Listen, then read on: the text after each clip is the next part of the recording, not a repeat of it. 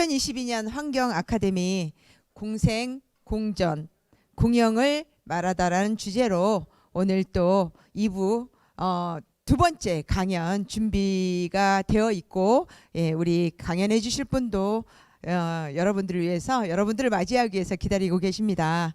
자, 그러면 본격적으로 두 번째 강연을 진행해 보려고 합니다.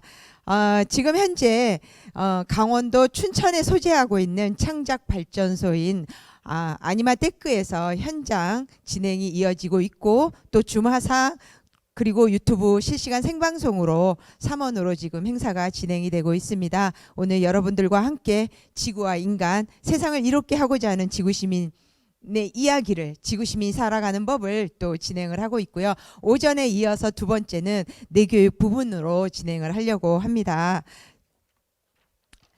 두 번째 내교육 분야로 진행을 해주실 강사님을 소개해 올리도록 하겠습니다. 미래 세대 청년, 청소년 멘토로서 활동과 다양한 계층들 대상으로 강연 활동을 펼치고 있고, 더불어서 KBS 여유만만, YTN 사이언스 등 많은 방송 출연으로 두뇌 코칭 및 뇌교육을 주제로 강연을 하고 계시는 분입니다. 현재 글로벌 사이버대학교 뇌교육학과 학과장이시며 국제뇌교육종합대학원대학교 겸임 교수로 계시고 있습니다. 또한 UN NGO 국제뇌교육협회 사무국장으로 활동하고 있습니다. 그리고 브레인 매거진 편집장이기도 하신 장내혁 교수님을 모시고 AI 시대 자연지능을 깨워라 라는 주제로 강연을 청해 들어보려고 합니다. 장내혁 교수님 모시면 큰 박수로 환영해 맞이 않겠습니다. 장내혁 교수님 모시겠습니다. 네, 반갑습니다. 네, 반갑습니다. 네, 너무 과하게 소개를 주셔가지고, 네, 오늘 공생, 공전, 공영을 말하다, 우리 지구시민연합에서 주최하는 이번 2022년 환경 아카데미가 일반적인 환경 이런 세미나나 포럼보다 다른 것은, 네, 어떻게 하느냐에 대한 질문인 것 같습니다. 네, 1부에서도 저희가 탄소 중립, 아마 얘기 다 들으신 분 많으실 텐데요. 이제는 어떻게 결국은 시민들이 그런 탄소 중립 사회로 만들어 가느냐, 그 부분이 결국은 핵심 아니겠습니까? 거창한 슬로건, 어떤 여러 가지 미래에 대한 얘기들, 담론, 이런 것들은 너무나 이제 많이 나왔고요. 네, 시나리오까지도 나왔습니다. 지금 문제는 오늘날 인류 문명을 만든 것은 결국은 인간의 뇌의 창조성의 결과이고요. 네, 당면한 인류 문제 위기를 해결할 열쇠도 결국은 우리가 이 뇌를 어떻게 앞으로 활용하느냐에 달려 있지 않나. 그래서 오늘 주제를 AI 시대, 인간의 뇌의 창조성이 가장 드라마틱하게 만든 오늘날의 현실을 상징하는 것이 바로 인공지능 시대입니다. 그럼 인공지능과 대비해서, 네, 자연지능이라고 하는 인간의 고유 기제가 이제 필요로 한 시대라고 봐서요, 주제를 인공지능 시대, 자연지능을 깨워라 라고 잡았습니다. 그래서 우리의 공생의 시대를 어떻게 만들어 가느냐에 대해서 오늘 저와 함께 좀 얘기를 나눠보면 어떨까요? 여러분 기대가 되십니까?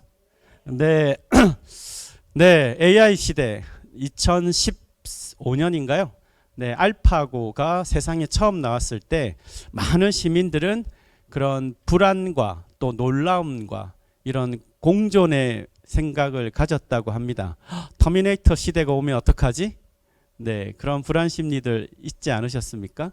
또 혹자들은 와, 대단하게 인간의 이런 기술까지, 인간이 이런 기술을 만들어냈구나 라는 놀라움도 가졌죠. 하지만 우리가 분명히 알아야 될 것은 오늘날 인공지능 시대를 만든 것이 바로 인간 자체라는 거고요. 인공지능이 킬러 로봇으로 가느냐, 인류의 삶을 편리하게 가느냐, 그리고 지금 지구 생태계 위협을, 네, 제대로 해결할 수 있는 솔루션으로 활용되느냐는 결국은 지금 인공지능을 활용하고 만들어가고 있는 인간 뇌의 의식의 방향이 어디로 가느냐에 달려 있다, 이렇게 볼 수 있겠죠. 네, 그래서 요즘 걱정이 많습니다.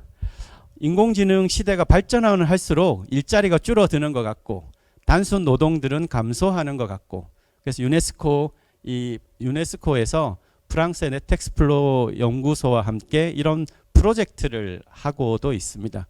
과연 인공지능에게 어디까지 우리의 것들을 넘겨줘야 할까? 네, 저도 가끔 TV를 틀다가 이렇게 뭘 사는 방송이 있죠. 홈쇼핑. 그거를 우연찮게 한 5분, 10분 보고 있으면 물건을 살까 말까 고민하고 있는 저를 알아차릴 때가 있어요. 과연 10년 전과 비교했을 때 인간의 의식이 종속되어 가고 있다고 느끼십니까? 아니면 독자적인 개체 의식 그리고 공존의 의식이 커져가고 있다고 느끼십니까? 두 가지가 공존하고 있죠. 너무나 편리한 세상 속에서 무심코 무의식적으로 습관적으로 종속되어 가는 이 기술 발달도 우리가 너무나 잘 느끼고 있고요.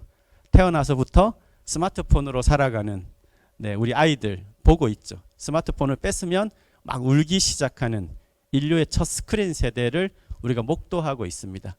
한편으로는 우리가 아프리카 저 만나보지도 않았던 저 아프리카의 사람들이 뭔가 이렇게 기아에 허덕이고 있을 때 그들을 위해서 내가 한 달에 얼마씩을 기부하는 사람도 주변에 적지 않죠. 지금 아마 지구시민연합이 주최 행사인데요. 저도 지구시민연합 후원자입니다. 네, 그런데 여기 오신 분들 후원자 많으십니까? 네, 후원하신 분들 다 오셨네요. 이렇게 수만 명의 한국의 시민들이 이런 지구시민연합에 후원을 하는 그 이유도 뭔가 내가 직접적인 피부로 뭔가의 변화를 목도하지 않아도 뭔가 이로운 방향의 어떤 것을 위해서 우리가 후원하고 기부를 하는 거죠. 어떻게 보면 지금 인류의 의식은 수천 년 전에 접점이 없었던 시대에 비해서 많은 성현들이 갖고 있는 의식과 오히려 지금의 시민들이 갖고 있는 의식이 비슷해지고 있다는 영역도 저는 느끼고 있습니다. 네, 아프리카의 누군가를 위해서 기부를 하는 그 의식이란 건 굉장히 큰 의식이죠. 이렇다 지금의 의식은 공존하고 있는데 어떤 의식을 선택할 거냐 이게 이제 지금 관건이 아닐까 생각이 드는데요. 지금 세상을 잠깐만 짚고 넘어가겠습니다. 우리가 산업혁명이라고 얘기했던 1차 산업혁명은 기계화 대형 혁명이었죠. 2차 산업혁명은 전기혁명이라고 불립니다. 그래서 대량 생산 체제가 지구에 퍼지게 만들었던 오프라인 혁명이 바로 1차와 2차 혁명이라고 하고요. 3차 산업혁명은 바로 컴퓨터 혁명입니다. 0과 1로 대비되는 디지털 시대를 만든 20세기 후반의 혁명이죠. 그럼 우리가 한때 4차 산업혁명 얘기를 많이 했는데요. 4차 산업혁명이란 건 뭘까요? 1, 2차의 오프라인 혁명과 3차의 온라인 혁명이 결합된 온 오프라인 세상을 만들어가는 것을 우리가 보통 4차 산업혁명 이렇게 얘기를 합니다. 가상현실 세계에서부터 적게는 우리가 자동차를 몰 때 내비게이션이 있어가지고 가보지 않았던 길을 미리 비춰주기도 하고 그런 것도 짧게는 4차 산업혁명의 이제 초입이라고 얘기를 하죠. 그런데 여기서 우리가 주목해야 될 것은 이런 1, 2, 3, 4차의 산업혁명이 만들어낸 오늘날 지구. 잠깐 볼까요? 지금 보시는 영상은 미국의 우주항공국 나사에서 지구 표면 온도의 변화를 시뮬레이션으로 만든 겁니다. 1930년대, 40년대 2차 세계대전이 끝나기 시작하고 본격적인 컴퓨터 혁명이 시작된 70년대부터 지구 표면 온도가 뜨거워지기 시작하는 거 보이시죠? 90년대, 2000년대 정보화 사회로 진입하고 2015년 파리 유엔 기후변화 협약이 대두되었던 그해 지구 표면 온도는 그 어느 때보다 뜨거워졌습니다. 그래서 지금 유엔을 비롯한 국제사회는 15년 주기로 새로운 지표를 제시하는데요. 지금 우리가 살고 있는 2022년을 둘러싼 국제사회의 대표적인 지표, 우리가 지구시민 운동에 참여하는 또 후원자로서 알아야 될 것은 바로 이 용어입니다. 지속가능 발전 목표 Sustainable Development Goal SDG라고 하는 건데요. 2015년까지는 이게 아니었습니다. 2001년부터 15년까지는 빈곤 퇴치를 목표로 했던 밀레니엄 개발 목표였어요. 그런데 드라마틱한 기술 발전이 더 이상 빈곤 퇴치를 감당할 수 없을 만큼 발전 속도가 빨랐기 때문에 이제는 지속 가능한 지구 생태계를 기반해서 발전과 이런 것들이 이루어져야만 한다는 국제사회의 경각심 아래에서 2015년부터는 2030년까지는 지속 가능 발전 목표의 지표가 새롭게 대두된 것이죠. 그 바탕 위에서 건강이든 교육이든 모든 사회적인 개발의 영역도 이제는 지속 가능한 지구를 위해서, 지속 가능한 인류의 발전을 위해서 이제 이렇게 얘기를 하고 있습니다. 자, 이런 시대가 왔던 우리 배경을 한번 짚고 넘어가야 될 것 같습니다. 지금 보이시는 70년대 컴퓨터, 저때 컴퓨터는 대형 컴퓨터를 의미합니다. 그 위에 있는 PC, 퍼스널이죠. 개개인이 컴퓨터를 갖는 시대가 70년대, 80년대에 생겨났죠.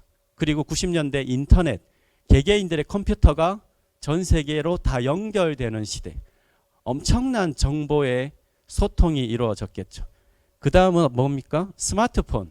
스마트폰 시대가 20년이 아직 채 안 됐습니다. 그렇지 않습니까? 스마트폰이 생기면서 개개인이 이동하면서 얻는 지구상의 스마트폰을 보유한 사람들의 그 막대한 이동 정보가 또 연결되기 시작했죠. 그리고 IoT, 사물 인터넷, 사물들도 연결되기 시작하고 그러면서 빅데이터라는 시대가 도래함으로 인해서 결국은 인공지능이 가장 필요로 했던 필수 불가결의 요소, 바로 데이터가 전 세계로 무한정 생산되고 연결되는 시대.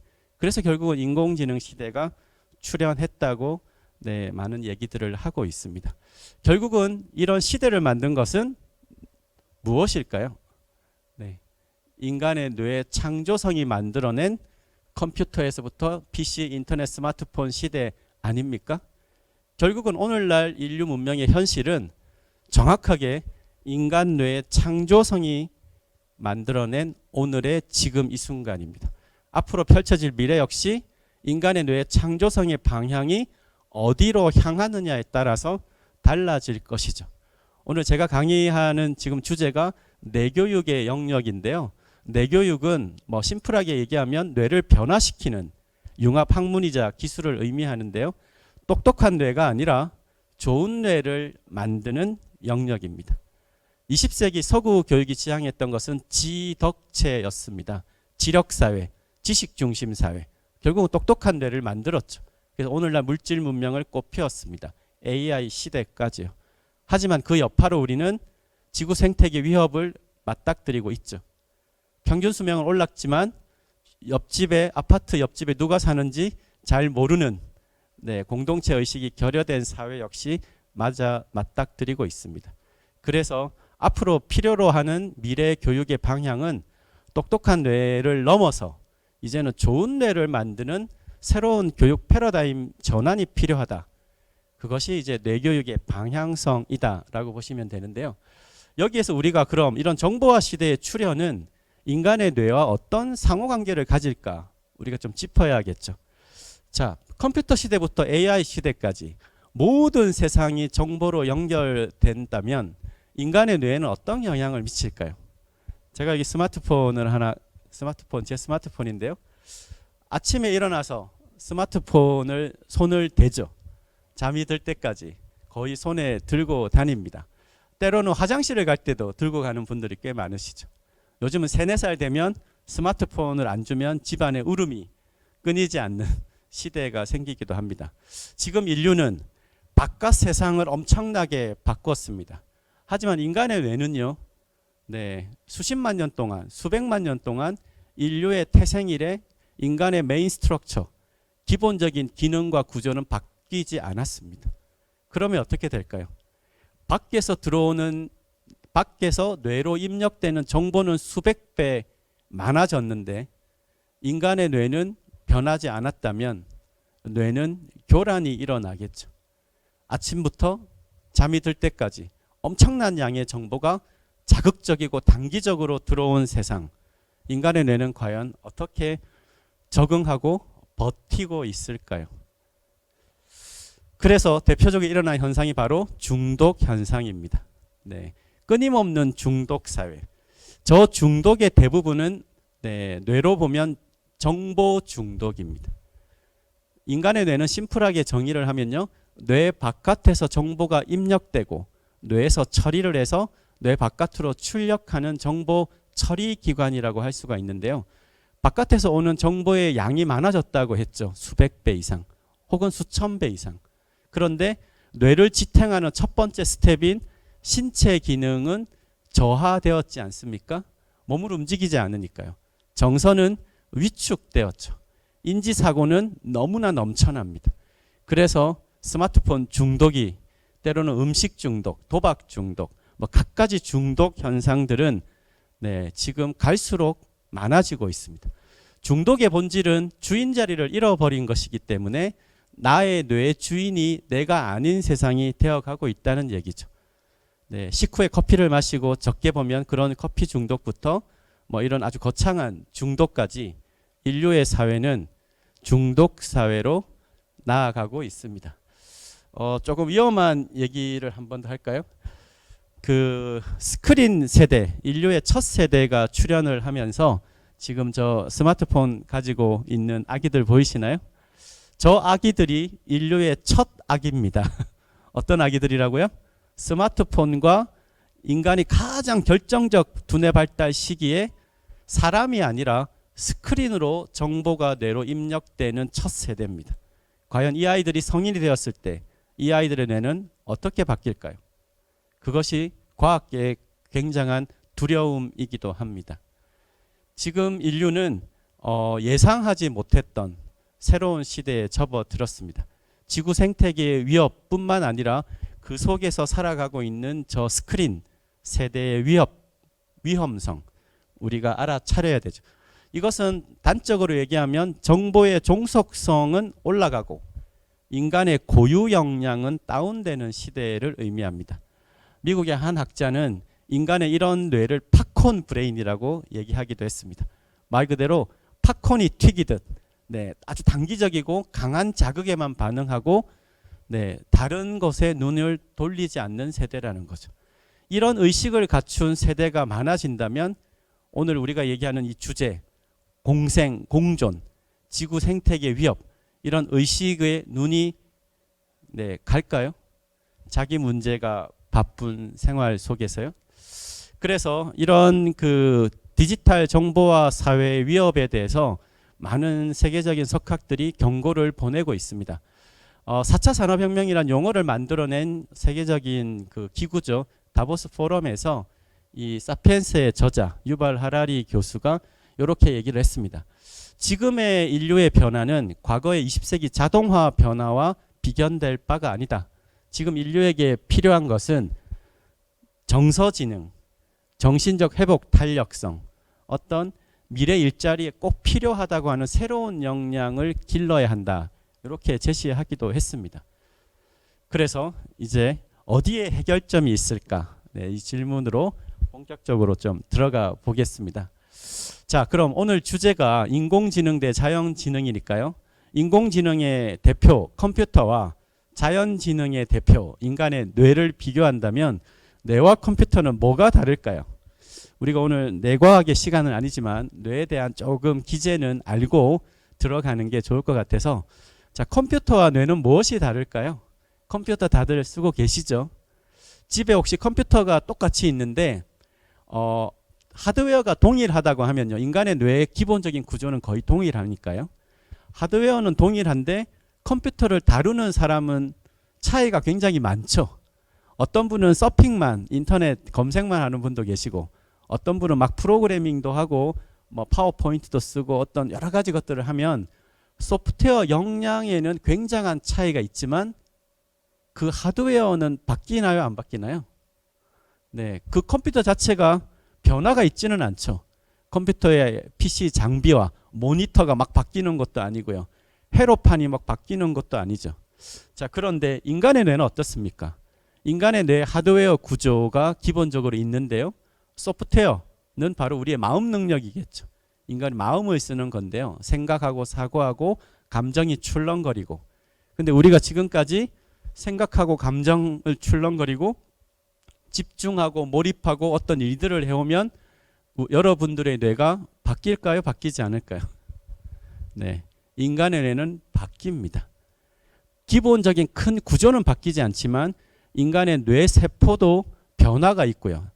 줄어들기도 하고요. 또 뇌세포와 뇌세포를 연결하는 시냅스의 신경망은 강화되기도 하고 약화되기도 하고 모든 형태가 달라집니다. 그런 달라짐으로 인해서 뇌의 피질의 두께도 각각 변화가 일어난다고 합니다. 즉 인간의 뇌는 컴퓨터와 결정적으로 다른 것은 하드웨어와 소프트웨어가 사실상 동시에 바뀌는 특별한 구조를 갖는다는 얘기죠. 아주 무서운 얘기입니다. 이 얘기는 태어나서부터 죽음을 향하는 그 시기에 변화를 겪는다니까요. 그 변화가 어떤 방향을 향하느냐에 따라서 앞으로 우리의 미래도 결정되기 때문입니다. 1000년 전의 호랑이와 지금의 호랑이 세상은 바뀌지 않죠. 호랑이의 뇌 구조가 바뀌지 않거든요. 그런데 인간은 3년 전에 어떤 나인지를 떠올려 보실 수 있지 않습니까? 집에 강아지 고양이를 기르는 분들은 강아지 고양이가 1년 전에 어떤 강아지였어. 내가 이렇게 떠올리지는 못하죠. 내가 강아지라면 나는 3년 후에 어떤 강아지가 될 거야. 이런 존재적 미래 예측을 하지 못합니다. 오직 인간만 과거를 성찰하고 미래를 예측할 수 있는 특별한 뇌를 갖고 있습니다. 그래서 동물은 유전적으로 살고요. 현재를 대부분 살아갑니다. 과거와 미래를 떠올리지 못한다면 주어진 현재를 살아가는 게 조금 아래쪽 동물이고요. 인간은 미래에 대한 꿈을 꾸고 과거도 돌아보면서 현재에 집중을 할 수 있는 뇌가 결정적인 차이다라고 보겠는데요. 그래서 오늘날 변화에 대한 얘기를 한다고 했을 때는 뇌에 반드시 주목해야 되는 시기입니다. 결국은 우리가 공생, 공존, 공영을 얘기한다는 것은 인간 개개인의 의식이 바뀌지 않는 한 정치 권력이나 어떤 단체나 이런 걸로 변하지 않습니다. 결국은 개개인의 의식이 변화된 의식이 모여서 그것이 연대가 되고 그가 어떤 소비자의 파워를 가지고 그것이 정책에 반영되고 그 나라의 정치 의식을 결정하는 것이기 때문에 결국은 지구시민이라고 얘기했을 때 이 지구시민들의 의식의 집단의식, 연대의식 그런 파워가 정책과 사회적인 방향을 바꾸게 되겠죠. 그럼 그 바꾸게 하는 그 열쇠는 바로 브레인, 뇌라는 겁니다. 인간의 몸과 마음의 행동 변화의 열쇠가 바로 뇌이기 때문이죠. 그래서 뇌에 대한 비밀을 우리가 조금 알아야 그 희망도 느낄 수 있지 않겠습니까? 하지만 이렇게 놀라운 뇌의 비밀을 과거에는 잘 몰랐습니다. 이집트인들이 미이라를 만들 때 뇌는 어떻게 했겠습니까? 뇌는 쓸데없는 두부덩어리라고 해서 없애버렸습니다. 심장만 남겼죠. 환생을 믿었던 이집트인들은 심장에 의식과 영혼이 깃든다고 봤기 때문이었죠. 인류의 오랜 역사 동안 뇌는 별로 중심의 대상이 아니었습니다. 그러다가 20세기 후반 들어서 인간의 비밀이 결국은 뇌에 있다는 걸 알게 됐죠. 지금은 세계의 가장 큰 슈퍼컴퓨터, 우리가 컴퓨터를 돌리면 집에 아마 팬 같은 게 돌아갈 겁니다. 열이 발생하죠. 그래서 우리가 디지털 기기에는 항상 이 열을 식히는 쿨링 시스템이 있는데요. 슈퍼컴퓨터일수록 엄청난 양의 쿨링이 필요하겠죠. 그런데 인간의 뇌는 어떤 면에서는 일반적인 계산 면에서는 슈퍼컴퓨터가 가장 뛰어나지만 인간의 어떤 여러 가지 직관, 추론, 논리, 상상, 언어 이런 능력은 오히려 슈퍼컴퓨터가 인간을 따라잡기는 아직은 어렵습니다. 인간은 나를 스스로 나라고 알아차리는 이 자의식에서부터 아직은 컴퓨터 이상의 것들이 많죠. 그런데 놀랍게도 이런 엄청난 능력을 갖고 있음에도 불구하고 인간의 뇌는 전구 하나의 전력만큼만 필요로 합니다. 네, 막대한 전기를 필요로 하는 슈퍼컴퓨터에 비해서 그 이상의 능력을 갖고 있음에도 별로 네, 많이 필요가 없어요. 네, 이거는 특별한 뇌라는 거죠. 가장 위대한 기능은 바로 이 뇌는 훈련하면 변화한다. 지금 보이시는 것이 우리 인간의 뇌의 신경망입니다. 여러분의 뇌를 사진을 찍으면 이 특히 뇌의 피질 영역에 아주 복잡한 정글 미로 같은 이것이 이제 그 흰색으로 보이는 게 뉴런 하나의 신경세포고요. 그 신경세포와 세포를 연결하는 것을 우리가 나오는 것 들어오는 이 연결망이 있고요. 또 다른 신경세포와 다른 신경세포를 연결하는 이 시냅스라고 하는 걸 연결이 되어서 너무나 복잡한 네, 이런 망을 갖고 있어요. 그런데 이것이 변화한다는 겁니다. 이 변화가 결국은 그 한 사람의 변화이고 그 사람의 여러 가지 행동과 사고 패턴을 바꾸는 거라고 얘기를 하죠. 그래서 결국은 마음의 총사령탑은 이제 심장이 아니라 뇌라고 얘기를 하고 있습니다. 여러분과 저의 심장을 바꾸는 것과 여러분의 저의 뇌를 바꾸는 것 무슨 차이가 있겠습니까? 심장을 바꿔도 사람이 바뀌지는 않죠. 하지만 여러분과 저의 뇌를 바꾸면 겉은 멀쩡해도 사람이 바뀌는 문제가 일어나죠. 인간 몸과 마음의 총사령탑, 네, 행동 변화의 열쇠가 바로 뇌라고 인류 과학은 제시를 하는 이유입니다.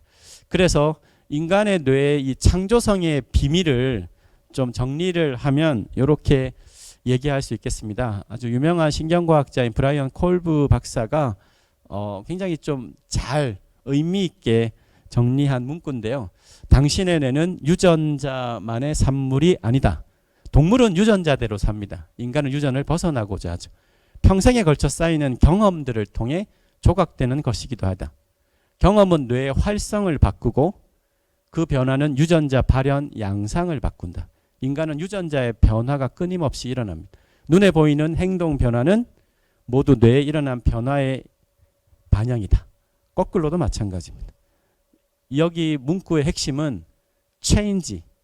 인간은 변화를 만들어내고 주변의 환경을 바꿀 수 있는 존재라는 겁니다. 그래서 우리가 지구 생태계 위협을 맞닥뜨리고 있죠. 동물은 대부분 주변 환경까지 급변하게 바꾸지 못합니다.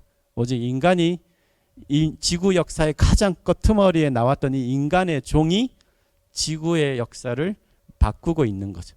그래서 네, 오늘의 핵심 방향은 인공지능과 공존 혹은 경쟁할 인류의 첫 세대로서 자연지능을 이제 어떻게 하면 회복하고 공생할 수 있을까? 그래서 인공지능 대 자연지능 이 구도에서 얘기를 좀 풀어가려고 합니다. 정리를 여기까지 했던 것을 좀 한번 일단락을 지으면요. 오늘날 인류 문명을 만든 것은 인간 뇌의 창조성의 결과이고요. 당면한 인류 위기를 해결할 열쇠도 결국은 어디에 있다고요? 인간 뇌의 창조성의 방향이 어디를 향하느냐. 결국은 나의 뇌를 어떻게 활용하느냐에 있지 않겠습니까? 그래서 지금 제가 소속된 이 곳이 글로벌 사이버 대학교라는 곳인데요. 21세기 그 인류 학문의 정점이라는 뇌과학은 우리나라가 한 10위권 정도 됩니다. 선진국을 따라가는 입장이고요. 하지만 이 뇌활용 분야에서만큼은 한국이 선점적 지위를 갖고 있습니다. 그 이유는 뇌교육의 학사, 석사, 박사 학위를 세계에서 처음 만든 나라이기 때문이죠. 그래서 뇌교육의 이 흐름은 과학은 뇌과학으로 심장에서 뇌로 옮겨왔죠. 건강도 우리가 지금 심장을 얘기하지는 않죠.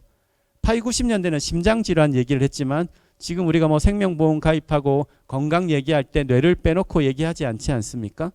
결국은 건강의 핵심은 심장에서 뇌로. 과학의 영역의 정점은 인류의 인간의 마음을 탐구하는 뇌과학으로 옮겨왔습니다. 그러면 교육도 네, 그 답을 뇌에서 찾고자 당연히 해야겠죠. 그래서 지금 여기 그림에서 보이는 리더십, 자신감, 열정, 용기, 긍정심리, 이런 지혜, 이런 인간의 외적 역량의 시대는 20세기였고요. 지금은 인간의 그런 결과를 만들어내는 내적 역량을 중점으로 하는 교육, 그것이 이제 뇌 교육이라고 얘기를 할 수 있습니다. 결국은 이것을 인간의 고유 역량의 개발 차원에서 어떻게 회복하고 어떻게 개발할까가 우리가 공생의 시대를 만드는 열쇠라고 보는 것이죠. 결국은 우리의 태도가 바뀌지 않는 한, 우리가 지구를, 주변의 자연 환경을 바라보는 의식의 방향이 바뀌지 않는 한 탄소 중립 사회라는 건 공연불에 불과합니다. 왜? 내가 그렇게 행동하지 않으니까요. 억지로 할 수 있지 않느냐? 제한이 있을 수밖에 없죠. 결국은 대한민국의 국민의 의식의 방향이 어디로 향하느냐에 따라서 탄소 중립 사회를 리드하느냐, 끌려가느냐, 네, 그 차이가 생기겠죠. 그래서 두 가지 얘기를 드리려고 합니다. 인간의 의식, 뇌교육의 두 가지 사례를 통해서 우리가 어떤 변화를 만들어낼 수 있는지에 대한 좀 예시를 드리면 좀 더 이해가 빠르시지 않을까 싶은데요. 첫 번째 이야기는 네, BTS 이야기입니다. BTS 얘기를 첫 번째로 하는 이유는 네, 제가 있는 글로벌 사이버 대학교가 해외에서는 BTS 대학으로 많이 불리고 있어서 네, BTS의 선한 영향력에 대해서 그 역량에 대해서 좀 얘기를 하려고 하는데요. 제가 좋아하는 그 Love Myself, Love Yourself의 가사입니다. 그 한번 이 가사를 눈여겨 보시면 좀 의미가 남다른 것 같아요. 어쩌면 누군가를 사랑하는 것보다 더 어려운 게 나 자신을 사랑하는 거야. 내 숨, 내 걸어온 길 전부로 답해. 어제의 나, 오늘의 나, 내일의 나. 정답은 없을지도 몰라. 어쩜 이것도 답은 아닌 거야. 그저 날 사랑하는 일조차 누구의 허락이 필요했던 거야. 무엇이 느껴지십니까? 네, 우리가 대한민국의 건국이념이 홍익인간이죠. 그래서 우리가 어떤 큰 사랑, BTS의 선한 영향력, 세계가 막 주목을 하고 있는데요.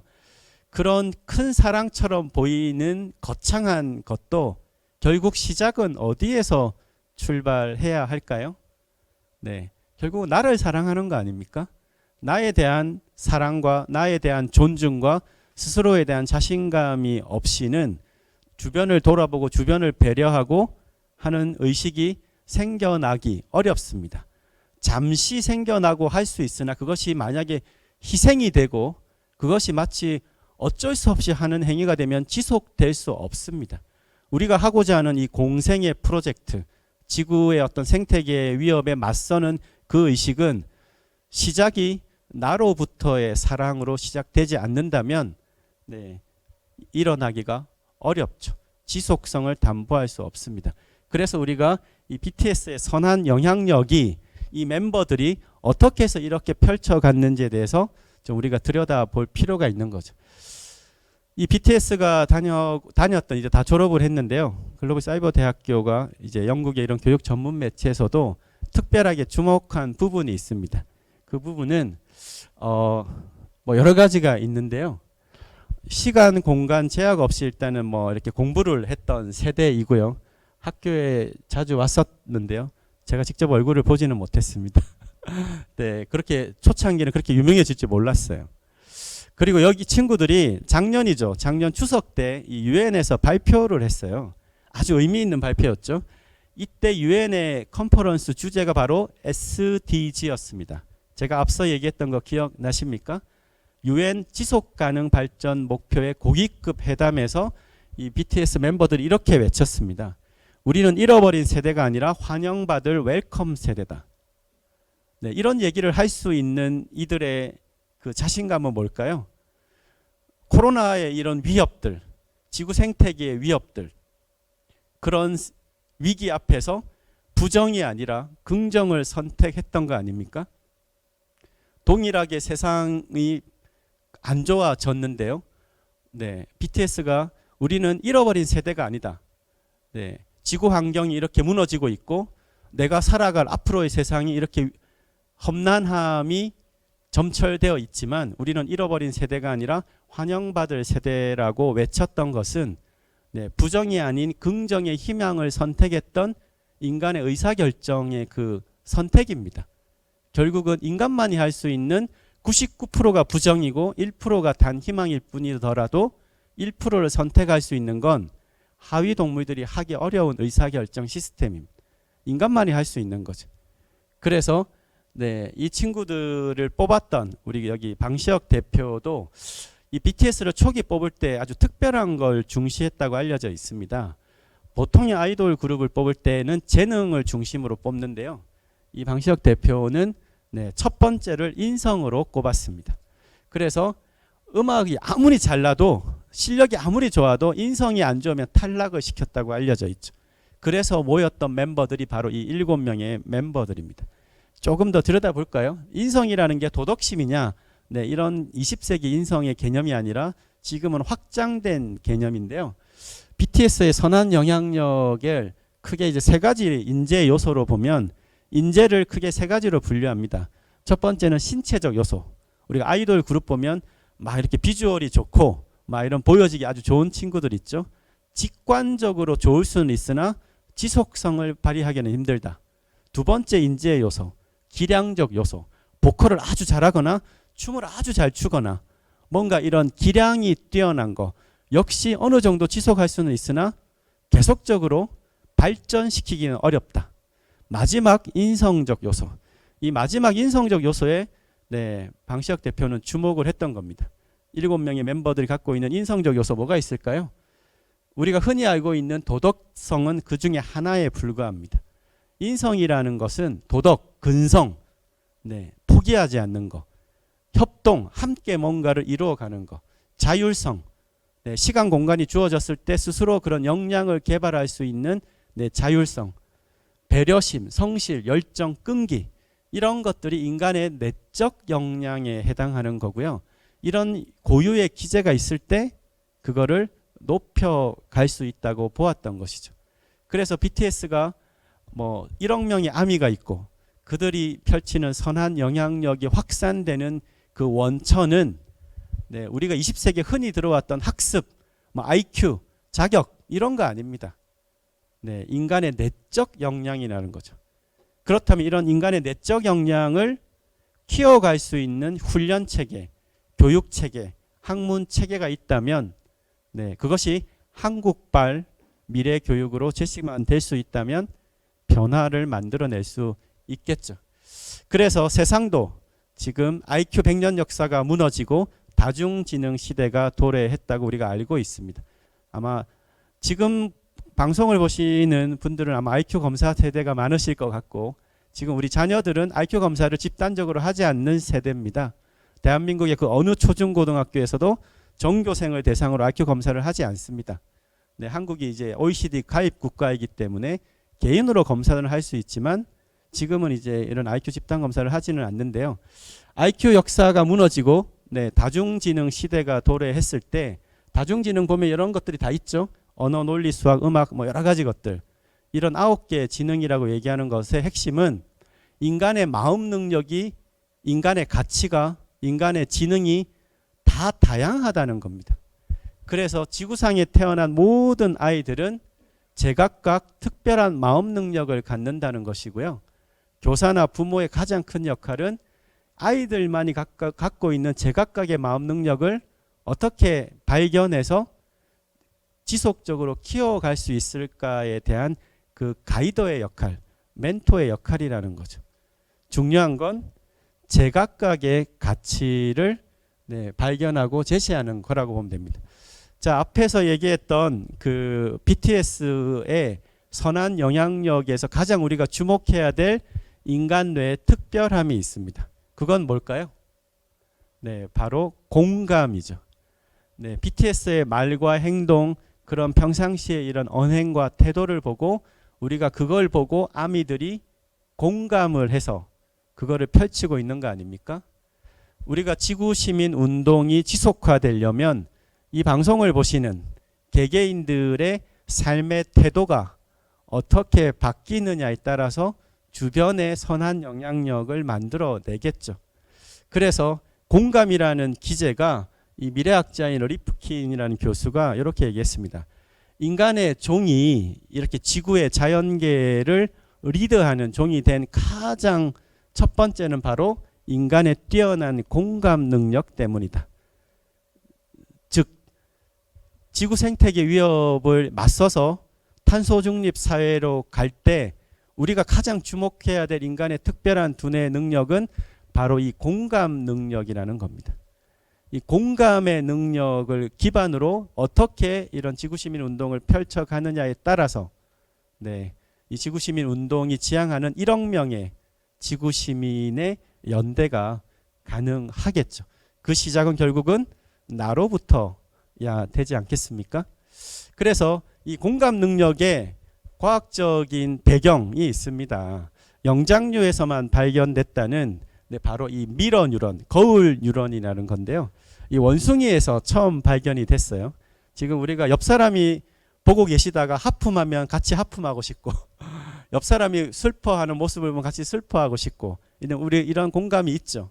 그래서 이게 원숭이가 지금 우리가 사람이 혓바닥을 이렇게 딱 내밀면 원숭이가 그걸 보고 똑같이 내밀기도 하고 이런 특별한 이 영장류에서 발견되는 미러 뉴런, 거울 신경 세포라고 하는 행위를 실행할 때 이렇게 발화하지만 같은 행동을 하는 것을 그냥 바라만 보고 있어도 나의 뇌에 변화가 있다는 겁니다. 놀랍지 않습니까? 그런데 이 원숭이의 미러 뉴런과 인간의 미러 뉴런이 다르다는 사실에 우리는 주목할 필요가 있습니다. 무엇이 다르냐? 원숭이는 결과적 행동만 복사합니다. 결과적 행동만 복사한다는 얘기는 무언가를 하는 것의 과정과 의도와 이런 걸 복사할 수가 없고요. 행동만 복사합니다. 근데 인간의 거울 뉴런은 어떻게, 무엇을, 왜, what, why, how. 이 거울 뉴런, 미러 뉴런 세포가 뇌 곳곳에 분포가 되어 있습니다. 이 얘기는 뭘까요? 집안에 엄마와 아이가 있다면 엄마가 어느 날 독서를 하기 시작해요. 아이에게 책을 읽게 하고 싶어서. 그런데 적당하게 책을 봐요. 독서를 하는 척. 그러면 아이가 그거를 눈치를 챈다는 거죠.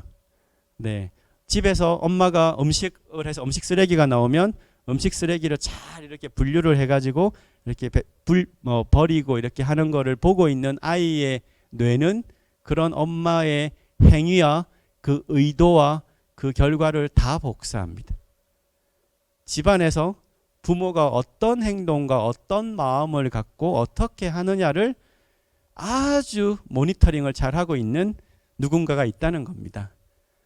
그래서 아이의 거의 대부분의 행동과 사고의 패턴은 집안에서 일어나는 것을 바라보면서 거울신경세포가 작동하면서 아이의 뇌가 그렇게 변화되고 있다는 사실이죠. 그래서 우리가 아이를 보면 그 집안의 분위기를 역력히 느낄 수 있겠죠. 인간만이 할 수 있는 겁니다. 결국은 앞으로의 공감 기제가 현실 속에서 라이프 스타일에서 어떻게 발현되느냐가 앞으로의 아주 결정적인 열쇠가 아닐까 싶은데요. 자, 그러면 이쯤에서 우리가 좀 들여다봐야 될 것이 인간의 공감 누령 같은 특별한 기제도 있는데 과연 인간은 근본적으로 어떻게 변화되는 거지? 지덕체는 뭔가 잘못된 거 아닌가? 지덕체가 교육의 패러다임이 맞다면 오늘날 우리가 이런 지구촌 생태계 위협을 맞닥뜨리면 안 되겠죠. 지력 중심 사회에서 놓쳤던 것, 인간의 어떤 가치에 대한 부분들, 인간의 내적 역량에 대한 부분들이 빠져 있었기 때문에 똑똑한 뇌가 생산된 거 아닙니까? 많은 학자들은 이런 얘기를 합니다. 오늘날 인류의 경제 위기와 지구촌 생태계 위협을 만든 것은 어릴 때 영재라고 불렸던 아이들이다. 이런 말에 어떻게 공감이 되십니까? 똑똑한 뇌의 위험성이죠. 인류의 문명을 발달시킨 것은 분명하나 인간의 가치 측면에서는 여전히 위험을 안고 있습니다. 그래서 두 번째 이야기, 인간의 뇌의 변화를 만들어낸 두 번째 이야기는 저 지구상 반대편 중남미의 엘살바도르 이야기입니다. 한국발 내교육이 2011년부터 전달되어서 지금 거의 10여 년간 남미서 교육 한류에 일어나고 있는 곳입니다. MBC 다큐멘터리에도 나가고 해가지고 아마 방송을 보신 분도 좀 있으실 것 같은데요. 두 번째 이야기는 그 2011년 엘살바도르의 그 유엔 외교부를 통해서 네, 이 엘살바도르 유엔 대사가 국제내교협회 유엔 NGO 기관인 국제내교협회 요청을 해서 네, 엘살바도르의 가장 폭력이 심하고 뭔가 가장 그 학교 안에 군인이 지키고 있는 길거리에는 군인이 학교 안에는 경찰이 지키고 있는 아주 위험한 네, 한 곳을 추천을 해서 들어갔던 그 당시에 한 학교의 이야기인데요. 그 당시에 이제 여기 얼굴이 환하게 보이는 이 라우라 칼테른이라는 소녀는 중학생이었습니다. 당시는 아마 16세였던 걸로 기억을 하는데요. 중학교 우리나라 보면 한 2학년 나이였는데 안타깝게도 의붓 아버지로부터 성폭행을 당해서 아이가 있었어요. 네, 중학생 나이에. 그러니까 삶의 미래에 대한 꿈과 희망이 없었겠죠. 그래서 그렇게 하루하루를 억지로 힘들게 살아가고 있는 시점에 이제 한국의 내교육의 원조 프로젝트가 시작이 되었고 3개월에 걸친 프로젝트였습니다. 첫째 달은 어떤 걸 하냐? 피지컬 바디. 네, 몸을 깨우는 트레이닝이 들어갔습니다. 일주일에 1시간씩 저렇게 몸을 두드리고 같이 있는 반 친구들을 서로의 몸을 토닥거려주고 그렇게 해서 몸을 두드리면 뇌 상태가 변화가 일어나겠죠. 우리가 운동하면 몸이 좋아진다로 얘기하는 것은 조금은 덜 과학적인 표현입니다. 운동하면 뇌가 좋아지는 겁니다. 네, 그래서 몸을 자극하는 저렇게 막 물구나무도 서고요. 아랫배도 두드리고 몸 전체에도 두드리고 체조 여기서는 이제 뇌체조라고 하는데요. 이런 트레이닝을 하면서 이제 활력을 돌리는 거죠. 신체의 순환을 일으키면서 뇌 활력을 일으키는 첫째 달의 프로그램. 그래서 첫 번째 스텝, 두 번째는 신체 에너지가 활성화되고 나서는 두 번째 에너지를 활성화시키는 우리말에 흔히 이런 얘기하죠. 저 친구 참 배심이 좋구나. 에너지가 기운이 넘쳐나는구나. 우리는 이런 얘기들을 많이 하는데요. 어떤 사람의 에너지의 활력이 떨어지면 뭔가를 하기가 힘들죠. 그래서 우리가 육체적인 순환의 이런 것들은 일어나지만 그 다음 두 번째가 필요한 건 이 에너지, 결국은 감정을 높여주는 게 필요합니다. 그래서 두 번째 달은 바로 이 감정, 정서에 대한 조절 프로그램을 명상과 여러 가지 이제 프로그램을 통해서 좀 안정된 감정, 정서에 대한 조절력, 또 아주 내적 동기를 일으키는 이런 프로그램들을 하는 두 번째 달 프로젝트. 마지막 3단계는 꿈이 없는 아이들에게 바로 꿈을 꾸라고 얘기할 수 없는 거죠. 그래서 했던 게 첫째 달 몸을 깨우고 두 번째 달 에너지를 깨우고 감정, 세 번째 달 바로 이 가치를 높이는 스피리추얼 바디의 프로그램이 진행됩니다. 이때는 이제 여러 가지 깊은 호흡 명상도 하기도 하고요. 함께 집단으로 하는 프로그램을 하기도 하고요. 스스로에 대한 어떤 꿈을 그려보는 이런 여러 가지 이미지 트레이닝, 긍정 정보를 갖는 내교육 프로그램을 함으로 인해서 바뀌었죠. 그래서 당시에 라우라는 3개월의 프로그램 이후로 사람이 바뀌었습니다. 얼굴이 환해졌고요. 뭔가 꿈을 꾸기 시작을 했고요. 지금 이 친구는 대학생이 되었습니다. 대학생이 되었고 오른쪽 화면은 유엔에서 열린 내교육 컨퍼런스에서 발표를 하는 그때 그 사진입니다. 그래서 이 친구는 앞으로의 꿈이 뭐냐? 중남미의 자기와 같은 친구들에게 내교육을 전해서 미래에 대한 꿈과 희망을 찾게 하고 싶다. 그래서 내교육 트레이너로서 지금 열정적으로 살고 있습니다. 사람이 바뀌는 것은 지식이 아닙니다. 그렇지 않습니까? 한 사람의 인생이란 건 결국은 의식의 변화가 있을 때 바뀌는 거죠. 그 의식의 변화를 만들어내는 것, 그것이 우리가 앞으로 가져가야 할 공생 프로젝트의 핵심이 아닌가 싶고요. 그러면 이 인간은 어떻게 변화하는가에 대한 질문, 다시 돌아가서 지금 보여드렸던 두 번째 이야기, 이 엘살바도르의 내교육을 받았던 아이들은 어떻게 변화했을까를 들여다보면 지덕체 교육을 했던 순서가 아니었죠. 어떤 순서였습니까? 지덕체가 아니라 체덕지를 한 거죠. 그렇지 않습니까? 몸에 대한 교육을 먼저 하고 그 다음에 마지막에 이런 인지의 어떤 변화를 만들어낸 겁니다.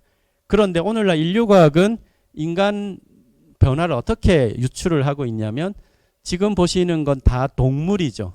맞습니까? 저 아래쪽부터 네, 저 멍게 드십니까? 우리 회를 먹을 때 하는 멍게는 뇌가 있을까요, 없을까요? 네, 회를 먹을 때 멍게는 없지만 어릴 때 유생일 때 멍게는 뇌가 있습니다. 원시뇌가 있죠. 근데 이 원시뇌가 이렇게 떠다니다가 바위에 붙으면 스스로의 뇌를 없애버린다고 알려져 있습니다. 뇌를 없애버리는 이유는 더 이상 움직일 필요가 없기 때문이죠. 오늘날 인류과학은 뇌는 왜 생겼을까? 뇌가 없는 동물들이 있죠. 네, 그래서 우리가 데리고 많이 사는 강아지, 고양이, 이걸 포유류라고 얘기하죠. 그 밑에 조류, 파충류. 네, 파충류의 감정과 포유류의 감정이 같습니까? 네, 많이 다르죠. 우리가 악어, 뱀, 도마뱀 같은 파충류는 생존을 위한 감정만을 갖고 있지만 우리가 기르는 강아지, 고양이는 뭔가 감정을 주고받는 공감의 감정이 있죠. 이게 진화된 겁니다. 파충류는 아주 생존을 위한, 그래서 우리가 신생아들 태어나면 거의 파충류의 뇌 안의 뇌 구조라고 얘기를 해요. 그래서 생존을 위한 울음과 이런 걸 터트리는 거잖아요. 그때 그 신생아들은 뭔가 주고받는 감정이 있는 건 아니죠. 나의 생존을 위해서 밥을 달라고 우는 겁니다. 그러다가 이제 점점 몇 개월이 지나면 뇌가 이제 굉장한 드라마틱한 발달을 하는 거죠. 그런데 인간의 뇌는 왜 생겼을까? 뇌는 왜 생겼을까? 안으로 밑으로 들어가다 보면 네, 결국은 움직임에서 시작이 된 겁니다. 그래서 움직임의 다양성과 복잡성, 이것을 컨트롤하기 위해서, 또 생존을 위해서 움직임이 밖으로 나가는 현상, 이 모션, 감정이 출현한 거죠. 감정적 기억이 있으면 생존에 유리하겠죠. 그래서 인류 생물종의 진화적 측면에서 보면 네, 움직임에서 감정이 출현하고 이 감정에 주고받는 공감 기제가 생겨나고, 그 다음에 여기 영장류로 가면 언어에 대한 아주 출중한 언어 지능이 만들어지고요. 우리가 결정적인 자의식, 이 셀프 어웨어니스라고 하는 나를 나라고 알아차리는 능력. 거울을 보면 내가 나라고 알아차리죠. 고양이, 강아지가 거울을 비춰주면 겨울에 있는 내가 나라고 알아차릴까요? 네, 차리기 어렵죠. 신생아에게 거울을 비춰줬을 때 신생아가 거울에 비친 나를 나라고 알아차릴 수 있을까요? 네, 알아차리기 어렵습니다. 시간이 조금 흘러야 네, 자의식이 발달을 아주 폭발적으로 하거든요. 그래서 오늘날 우리가 동물이라고 하는 동자가 움직일 동자죠. 그래서 우리는 동물이죠. 동물 중에서도 고등 생명체인데요. 움직이는 개체, 이걸 동물이라고 얘기를 하죠. 그래서 움직임의 진화, 그리고 거기에 언어와 고등의식이 들어간 것이 바로 인간입니다. 제가 이 얘기를 드리는 이유는 지덕체가 인간 변화의 순서가 아니라는 겁니다. 체가 먼저라는 얘기죠. 그래서 인간은 유전과 환경으로 발달하는 생명체이고요. 신체 정서 인지, 우리가 태어나서 약 6세간 아기들이 스스로의 몸을 엄청나게 움직여서 자기 몸을 컨트롤하는 신체적 발달, 이게 0세, 1세, 2세, 3세까지 아주 잘 되죠. 그 다음에 아기가 자기 몸을 다 컨트롤하고 나면 자기 몸 바깥에 있는 다른 생명체, 인간이나 자연, 다른 동물들과 교류를 하게 하죠. 그것이 이제 정서가 발달하는 단계 2세, 3세, 4세 이 시기입니다. 근데 이 정서 발달의 시기가 가장 중요한데, 정서가 발달하려면 접촉의 대상이 있어야 되지 않겠습니까? 그런데 우리가 어떻습니까? 90년대부터 대가족 제도가 무너지기 시작하고 핵가족이 되고 또래 형제가 3명에서 2명으로 2명에서 1명으로 줄어들고, 또 할머니 할아버지들이 함께 살지 않죠. 또 부모들은 맞벌이를 많이 하고 디지털 세상이 다가왔습니다. 그러면 인간의 정서 발달이 가장 극명해야 될 그 시기에 디지털 스크린과 접촉을 하게 되었던 거죠. 그러면 정서 발달에 위축성이 일어나겠죠. 예, 결국은 인간의 신체 발달, 정서 발달, 인지 발달의 균형이 교란되는 시기를 도시 문명이 급격한 발달을 이룩한 국가에서 대부분 나타나는 현상입니다. 그래서 우리나라도 이런 신체 정서 인지의 불균형 사회가 그동안 몇십 년간 많이 되었죠. 그 결과를 우리가 지금 초등학교에 가면 많은 이제 이런 트러블들을 느끼고 있습니다. 하지만 중요한 건 인간은 신체 정서 인지의 단계적 통합적 발달을 하는 특별한 발달 단계를 갖는다는 것이 특징이고요. 정리를 좀 하면 네, 지덕체가 아니라 체덕지의 순서라는 거고요. 인간 발달의 특별함은 제가 여기 옆에 사진 보이는 건 제가 기르는 해피라는 고양이입니다. 귀엽죠? 한 10년 정도 함께 살고 있는데요. 어릴 때 모습입니다. 어릴 때 밥을 안 주고 깜빡 잊고 나갔더니 저렇게 휴지를 엄청나게, 저게 아마 한 2세 때, 지금은 그렇지는 않죠. 고양이도 1, 2세 때 어릴 때니까 네, 감정적 폭발이 막 일어나는 거죠. 인지가 제어를 제대로 못하는 거죠. 그러다가 그 외의 시간은 멍 때리기 하거나 수면을 취하거나 엔터테인먼트, 뭐 우리가 흔히 사람들이 얘기하는 먹고 자고 놀고 막 이렇게도 보이는데요. 고양이 포유류죠. 포유류는 아까 앞에서 언급드렸던 것처럼 3년 전에 내가 어떤 해피였을까, 어떤 고양이였을까를 떠올리지 못합니다. 그렇죠. 그리고 함께 살고 있지만 1년 후에 내가 어떤 변화된 나를 꿈꾸지 못하죠. 그러니까 현재를 꿈꾸지 못하고 과거를 돌아보지 못하면 현재의 삶을 살아가지 않겠습니까? 그래서 대부분의 동물 세계는 현재의 점들이 연결된 하나의 세계를 살아갑니다. 그래서 주변 환경에 큰 변화를 만들기는 어렵죠. 하지만 인간은 네, 오늘날 지구 생태계를 위협을 빠뜨린 것처럼 주변 환경을 바꿀 수 있다는 이 사실이 가장 네, 위험하고도 놀라운 얘기죠. 그래서 동물은 유전자대로 살고 인간은 유전을 벗어나고자 한다. 네, 인간은 건강, 행복, 평화를 원하며 잠재성 개발과 가치 추구라는 의식 확장의 방향성을 갖는다. 희망도 있습니다. 왜냐? 인간은 피지컬 라이프, 육체적인 삶을 첫 번째로 원합니다. 몸이 건강하지 않으면 그 어떤 행복도 어떤 가치도 네, 다음 문제입니다.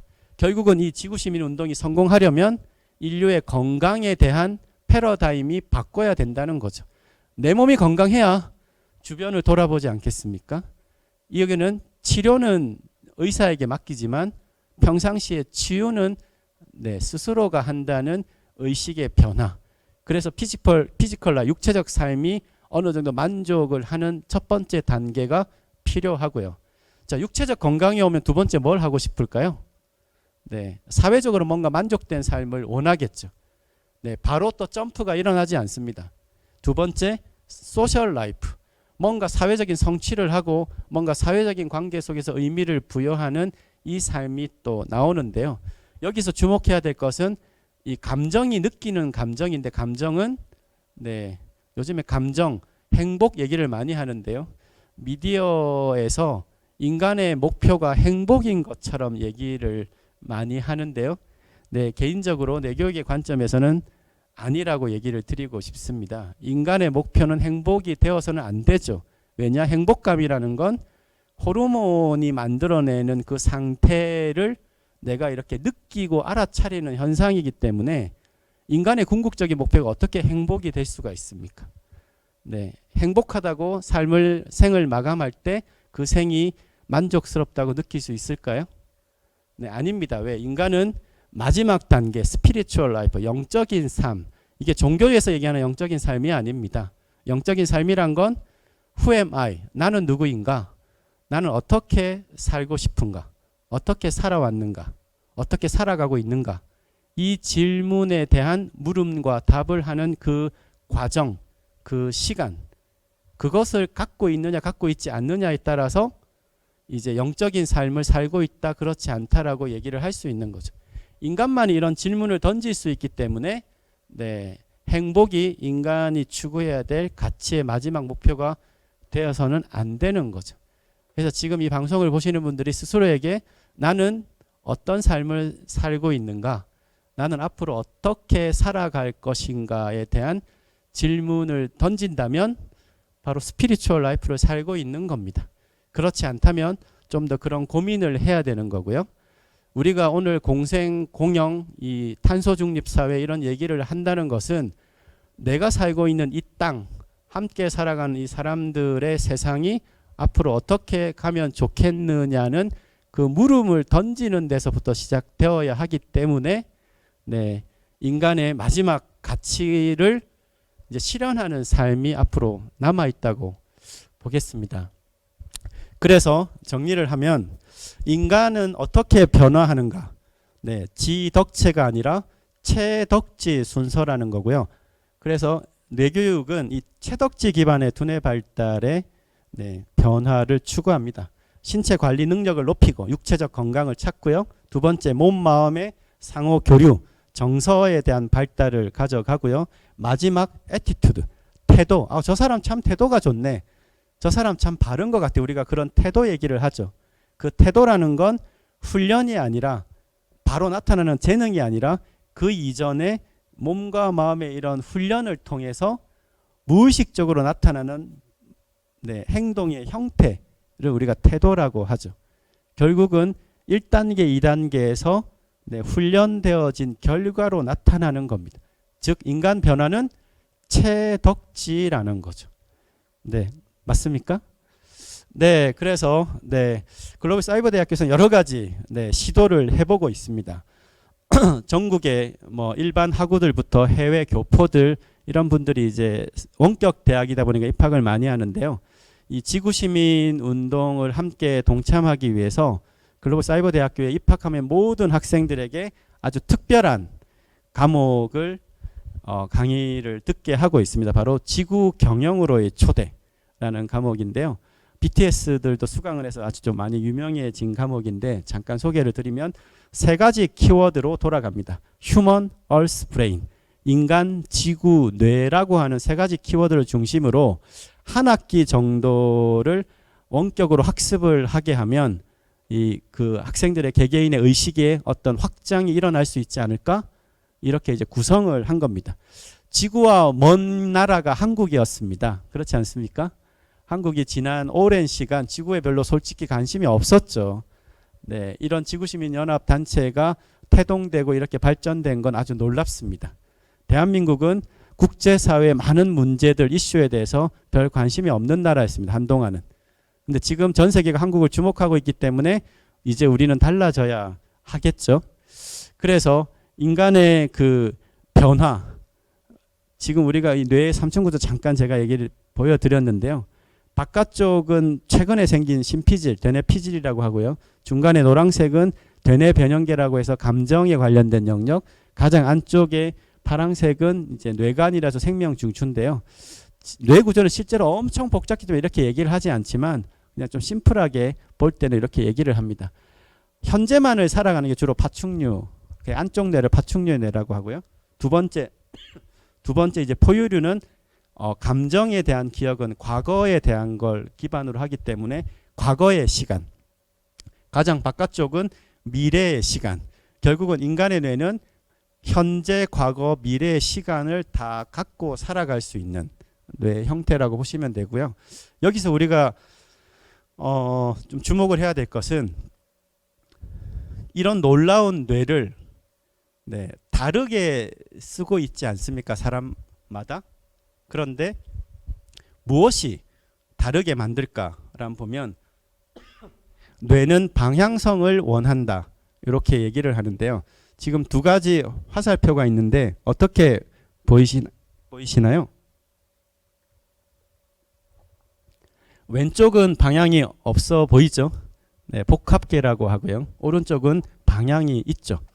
우리가 비행기를 보면 비행기 안을 들여다보면 각각 그 승객들이 제각각 일을 하고 있지 않습니까?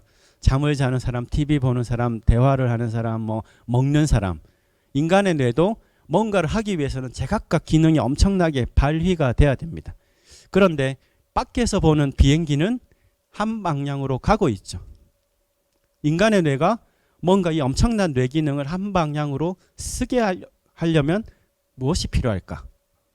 무엇이 필요할까요? 바로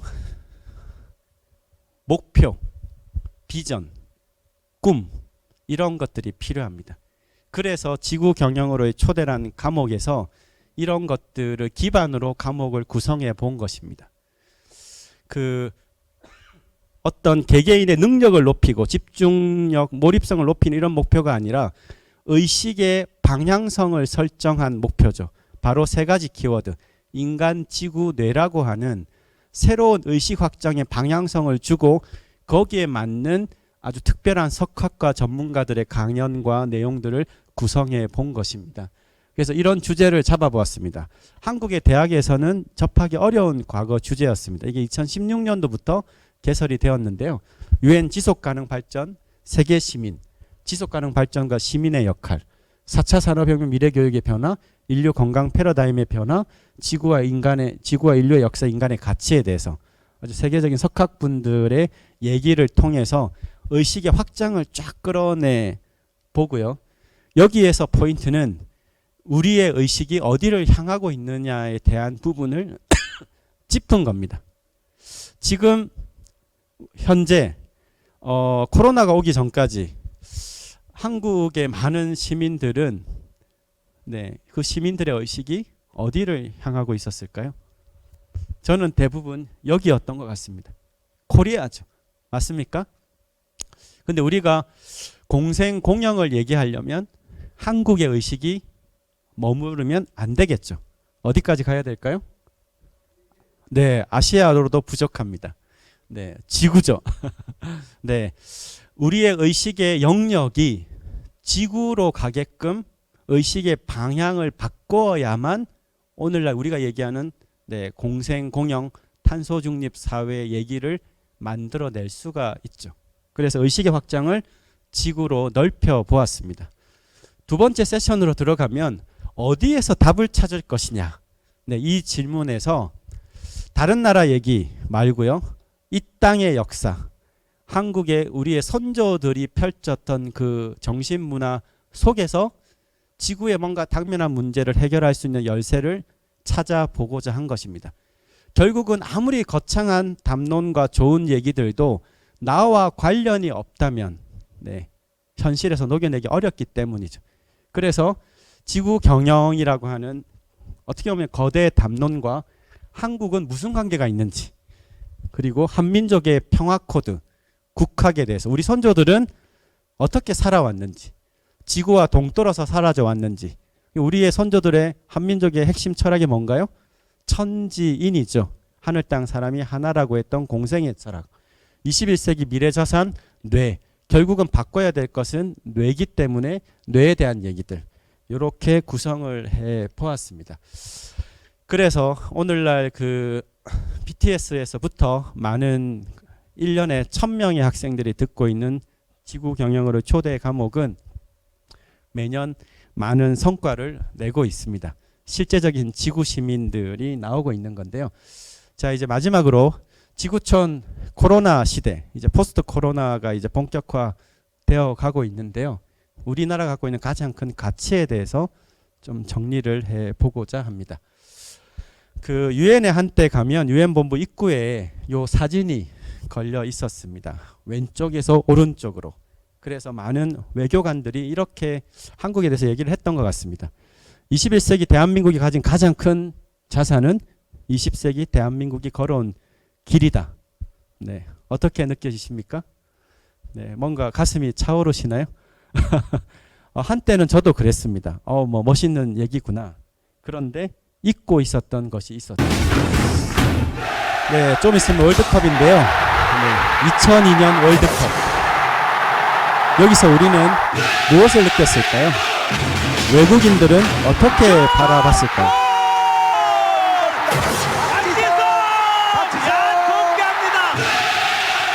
수백만의 붉은 옷을 입은 시민들이 길거리로 나왔죠.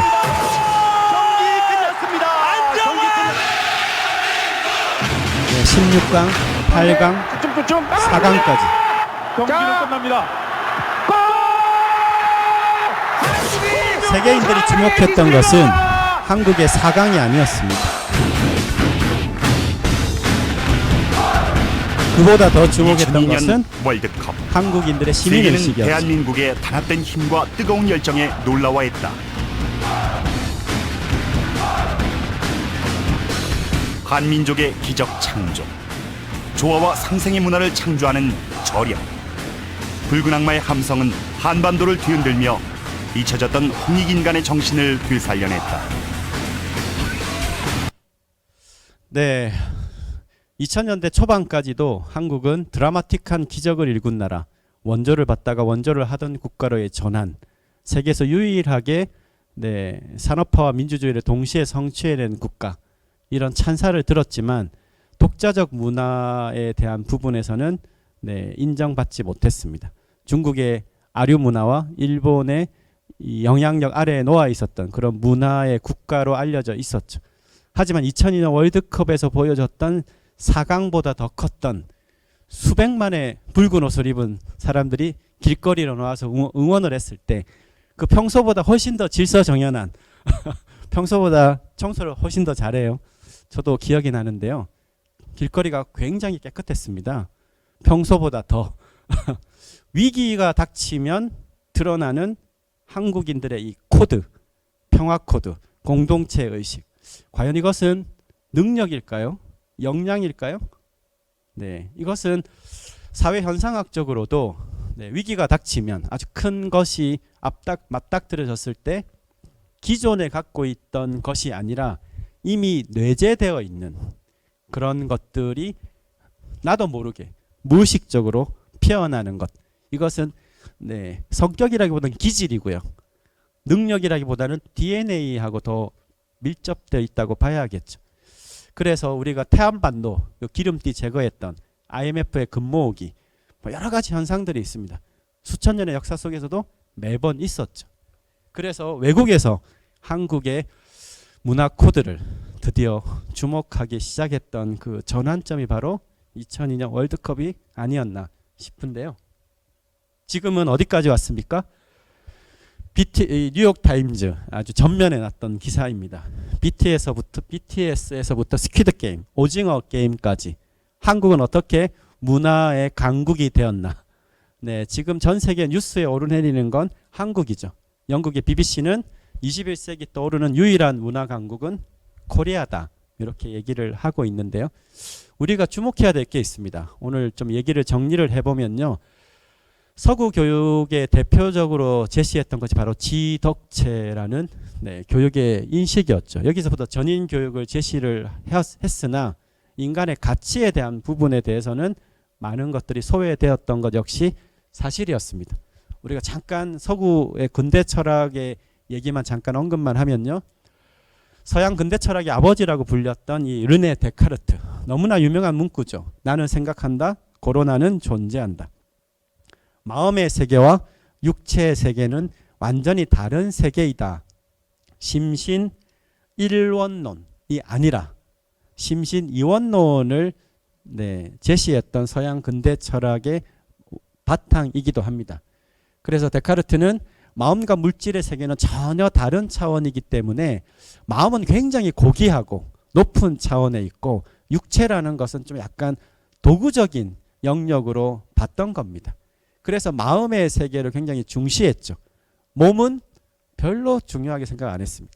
그래서 데카르트는 정신의 영역은 신학이 다루면 되고 물질의 영역은 과학이 다룬다, 이렇게 이제 바라봤고요. 이것이 오늘날 서구 근대 철학의 사조가 되었고 지덕체라고 하는 지력 중심 사회를 꼽히게 됐던 배경이 되었습니다. 서구의 근대 철학의 기조가 심신 이원론인데 반해 우리는 심신 일원론으로 됐죠. 서구 근대 철학은 진화론의 발달과 마음과 육체가 분리된 것이 아니라는 인류의 발달, 과학의 발달로 무너졌습니다. 그래서 아까 말씀드린 대로 인간의 마음이라는 건 물질하고 동떨어진 것이 아니죠. 그래서 정신 면에서는 동양과 서양은 많이 다르고요. 동양의 심신 일원론, 몸과 마음에 이제 함께 하나로 연결되어 있다는 이 사상 체계에서 우리가 얘기를 합니다. 그래서 우리는 한민족의 선조들의 전통 인재 교육 방식은 심신 쌍수라고 얘기를 하는데요. 몸과 마음을 함께 쌍수, 단련하고 수행한다 라는 뜻으로 알려져 있습니다. 우리가 오늘날 지구 생태계 위협에 맞닥뜨린 이 현실에서 우리가 주목해야 될 것은 우리의 선조들의 삶이 어떠했을까에 대한 가치 아닙니까? 우리의 선조들이 인간과 자연을 어떻게 바라봤을까? 그런 영역에서 우리가 좀 해안을 찾아야 된다고 봅니다. 그래서 우리의 영역은 내교육의 국제사회 유엔 보고서에 제출한 거에도 이렇게 되어 있습니다. 내교육은 한국의 반만년 정신문화적 자산과 21세기 내과학의 만남이다. 고대 한국의 조상들은 인간과 자연의 합일사상을 강조한 천지인, 몸과 마음을 분리하지 않고 함께 다스렸던 심신쌍수, 인간 의식성장의 원리와 방법론인 수승화강, 심기열정, 정충기장, 신명 등을 생활문화로 체득해왔습니다. 이 모든 근간이 하늘, 땅, 사람이 하나로 여겼던 인간과 자연의 공생철학, 그것이 우리 선조들의 사상의 근간이죠. 우리가 오늘날 지구시민운동 이런 것들을 전개할 때 그 뿌리는 우리의 선조들이 이미 갖고 있었던 것을 현대적으로 되살리는 것에 있다는 겁니다. 우리가 지금 이 순간 뭔가를 새롭게 시작하는 것이 아니라 잊고 있었던, 잊혀졌던 우리 선조들의 생활 문화를 현대화하고자 하는 것이 지구시민운동이 아닐까, 그렇게 생각이 되어서요. 내교육이 국제사회에 제출한 UN 보고서의 표지가 평화교육, 뇌교육입니다. Peace Education. 과학의 진보가 아무리 높아도 뇌에 대한 지식의 중요성보다 더 중요한 건 결국은 인간 뇌를 어떻게 활용할 것인가에 대한 물음과 답이 되어야 된다. 그래서 우리가 뇌를 연구 대상으로 활용하는 것에 그치면 되지 않고 이걸 어떻게 잘 써서 건강하고 행복하고 평화로운 뇌를 만들 것인가, 거기에 중점을 두고자 합니다. 그래서 마지막으로 유엔에서 처음 열렸던 이 한국발 내교육의 국제 컨퍼런스였습니다. 2008년 6월 20일입니다.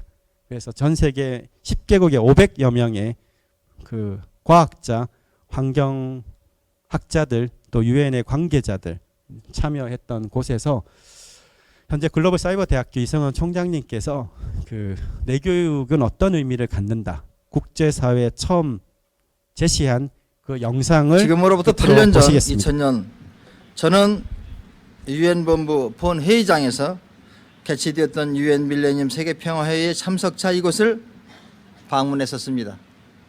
그때 초청을 받아 참석한 게스트의 신분으로서 저는 왔습니다. 제 차례가 되었을 때 저는 평화의 기도라는 메시지를 올렸는데 그 중에 다음과 같은 문구가 있습니다. 신은 지구를 만드셨지만 그것을 번영하게 하는 것은 우리들의 일입니다. 저는 유엔이 인류 평화의 꿈을 갖고 설립된 국제기구라고 알고 있습니다. 또한 지구온난화와 기후 문제, 생태계 파괴, 인간성 상실 등 당면한 인류 문제 해결을 위한 유엔의 책임과 사명이 더없이 크다는 것을 또한 잘 알고 있습니다. 저는 8년 전 유엔 본부 본 회의장에서 평화의 기도를 낭독할 때 결코 기도만으로 끝내지는 않겠다고 생각을 했습니다. 평화를 실천할 수 있는 도구와 방법을 만들어서 반드시 다시 유엔에 오겠다고 저 스스로 약속을 했습니다. 그것은 27년 전에 삶에 대한 근본 물음과 생사의 갈림길에서 강력한 뇌의 현상 체험을 통해 깨달았던 저의 선택이었고 비전이었습니다. 평화의 실천을 위한 도구, 그 도구가 바로 뇌교육입니다. 한국은 지구와 인류사에 기여할 평화 철학을 가진 나라입니다. 함께해 주셔서 감사합니다. 네, 감사합니다. 감사합니다. 예, 두 번째 내교육 분야 부분에서 강연을 해주셨습니다. 여러분들 후에마이 기억나십니까? 네, 내가 누구인지, 나라는 존재가 어떤 가치를 있는지, 그 가치를 통해서 지구 경영 시대로 이끌어 나가야 되고 더불어서 공생의 문화를 찾아 나가야 되지 않을까라는 생각으로 이번 강연을 듣게 됐습니다. 우리 장내혁 교수님께 다시 한번 큰 박수로 감사의 인사를 드리겠습니다. 감사합니다.